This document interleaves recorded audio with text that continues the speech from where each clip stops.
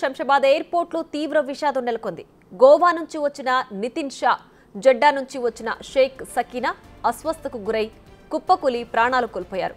వారిని వెంటనే అపోలో ఆసుపత్రికి తరలించినా ఫలితం లేకపోయింది.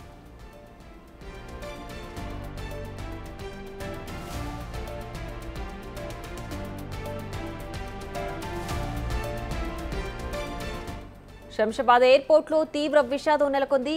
గోవా నుంచి వచ్చిన నితిన్ షా, జెడ్డా నుంచి వచ్చిన షేక్ సకీనా అస్వస్థతకు గురై కుప్పకూలి ప్రాణాలు కోల్పోయారు. వారిని వెంటనే అపోలో ఆసుపత్రికి తరలించినా ఫలితం లేకపోయింది.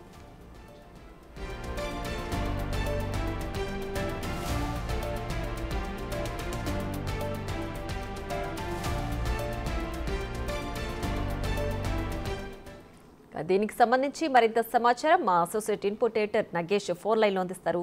Nagesh, over to you.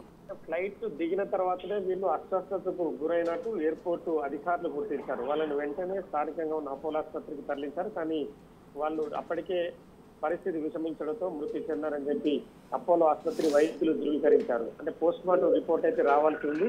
ఒకరు గోవా నుండి నితిన్ షా, జెడ్డా నుండి వచ్చిన షేక్ హసీనాలు వీళ్ళిద్దరైతే ఎయిర్పోర్ట్ లో దిగిన అనంతరమే తీవ్ర అస్వస్థతకు గురారు. అంటే వాళ్ళు శ్వాస ఆడకపోవడము, ఇమ్మీడియట్ గా వాళ్ళు అంటే మూర్ఛలాగా వెళ్ళిపోవడంతో, కోమాలోకి వెళ్ళిపోవడంతో వాళ్ళు వెంటనే ఆసుపత్రికి తరలించారు. ప్రైమరీగా ఎయిర్పోర్ట్ లో ఉన్న అధికారులు కూడా కొంత వాళ్ళని చికిత్స ద్వారా ప్రాణాలకు బయటపడాలని ప్రయత్నించారు. కానీ అప్పటికే వాళ్ళ పరిస్థితి విషమించడంతో ఆసుపత్రికి తరలించారు. కానీ వాళ్ళు ఎలా చనిపోయారు, ప్రైమరీగా ఏం జరిగిందని మాత్రం పోస్ట్ మార్టం నివేదికలో తేలే అవకాశం కనిపిస్తుంది. మరి శ్వాస ఆడక ఈ తీవ్ర ఇబ్బందులకు గురయ్యారా, లేదంటే ఫ్లైట్ గాల్లోకి ఎగిరే సమయంలో ఫ్లైట్ గాల్లో నుంచి కిందికి వచ్చే సమయంలో ఒక్కోసారి తీవ్ర ఆందోళనకు గురవుతుంది. ఈ క్రమంలోనే హార్ట్ బీట్ లో తేడా వచ్చిన కనిపిస్తుంది.